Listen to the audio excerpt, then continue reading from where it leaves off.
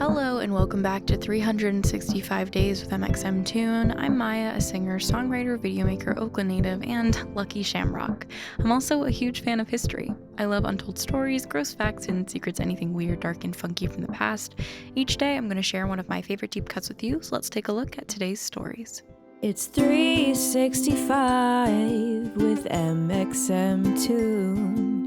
New facts every day, so don't leave too soon. I'm gonna teach you stuff, no it won't be tough. Gonna go a year till you've had enough. It's 365 mxmtoon.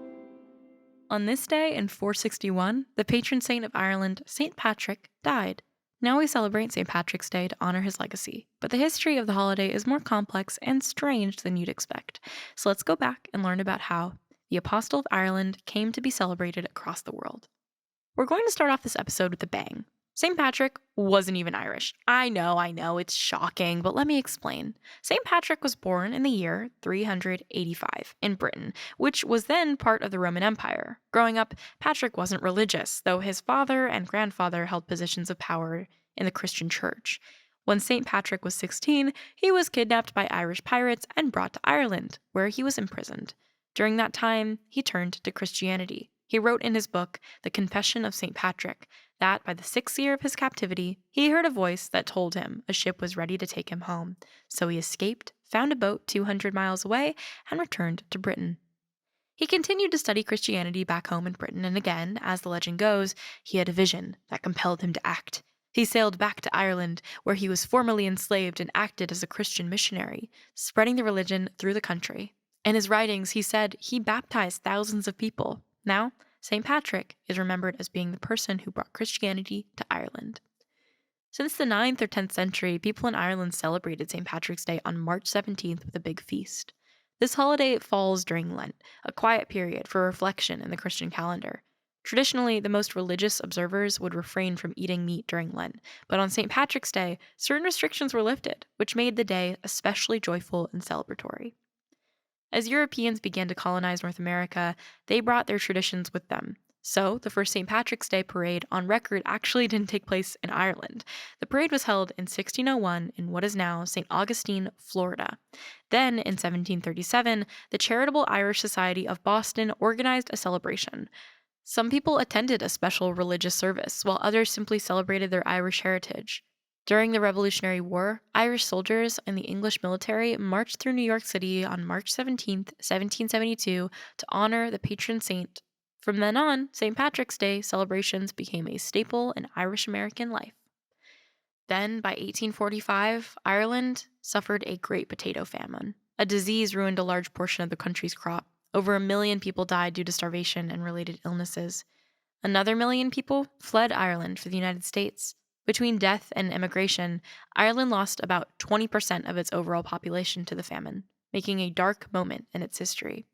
But this influx of new Irish immigrants meant that Irish traditions became even more present in American culture. However, the challenges didn't end there. Irish Catholics faced prejudice from American Protestants due to their unfamiliar religion and heritage. So when it came time to celebrate St. Patrick's Day, the media portrayed the Irish as rowdy drunks. This is, unfortunately, a common example of how xenophobic prejudice can create harmful cultural stereotypes. But the Irish fought back, realizing that their unity was powerful. They became known as the Green Machine, a demographic of voters that could be targeted for support.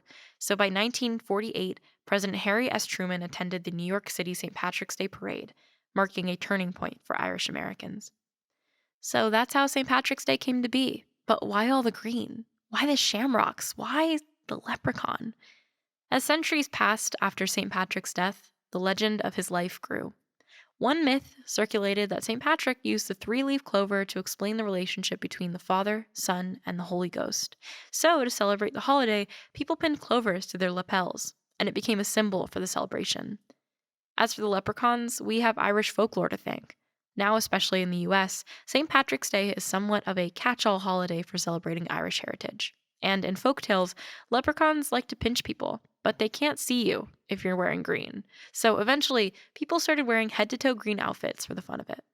Now, individual cities around the world have their own St. Patrick's Day traditions. In Chicago, the city pours 40 pounds of green dye into the Chicago River, a celebration that began in 1962. But in Ireland, the celebration of St. Patrick's Day has always been lodged in religion, up until the 1970s. Many Irish pubs would be closed for the holiday. In recent years, though, the Irish government has pivoted to presenting the holiday as a more expansive celebration of Irish culture, driving tourism to the island nation. Here's one last fun fact about St. Patrick. Some myths say that he banished all the snakes from the land, but here's a mind-blowing fact about Ireland. There's actually only one known land reptile indigenous to the island, and it's a lizard. Naturalists have no evidence of snakes ever existing natively to Ireland for the last tens of thousands of years, so Ireland might not have snakes, but the country does have a lot of holiday spirit. Now let's talk about music. On this day in 2014, Sia released the single Chandelier from her sixth record, 1000 Forms of Fear, later releasing a music video for the single starring Maddie Ziegler, who was just 11 years old at the time. Recently, Sia's been under fire for a movie that she made called Music, which took a very ableist lens about what it's like for a person who has autism, also even featuring Maddie Ziegler in blackface. There's no doubt that Sia has had a really huge impact on the music industry, but it's even more important to recognize when an influential person has negative contributions to a larger discussion about prejudice, discrimination, and correct representation. As consumers of content, it's important that we stay critical of the media that we consume on a day-to-day basis, and to also know that people with power aren't exempt from making huge mistakes. Sia's film Music does extreme harm to people with autism and to people of color, and hopefully we can take it as an example for what not to do and hold people to a higher standard of accountability, accuracy, and compassion when trying to make media that can reflect the experiences of different people. And now for our final segment of the day, I'm going to go back into my own photo archives and see what I was up to on a March 17th in my life. March 17th, 2019, I took a selfie of myself without makeup. Somebody told me that I looked really disgusting without wearing makeup, and I hate when people do that because I have lived a lot of my life feeling really ugly, not feeling like I was pretty, trying to come to terms with the fact that I look different from a lot of people as a mixed race kid growing up, and not seeing myself reflected in any forms of media and my racial identity. And using makeup as a way to cover up a lot of the things that I was insecure about, trying to make myself look more Caucasian, trying to make myself look more classically pretty and pale. And I think in 2019 was when I really started being able to love myself just because I was who I was and not trying to force myself to be something other than me. Self-love is something that takes us a really long time to do. I think it's actually probably a journey that we follow for the rest of our lives in terms of trying to accept ourselves for who we are and appreciating every aspect of who we are as well. And 2019, I think, was when I started doing that. And even now in 2021, I think I'm still learning lessons. Like the other day, I was reading a comic, actually, that had this little piece of information that I thought was really wonderful. And it was saying that, somebody's own dislike for a food that you really love doesn't make you love it any less. So think about it in terms of that for yourself.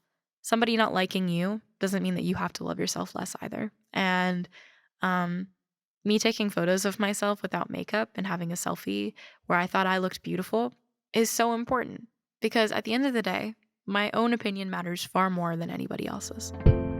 Thank you for going back in time with me, and remember to subscribe wherever you listen to podcasts. You can come back tomorrow for more stories from yesteryear.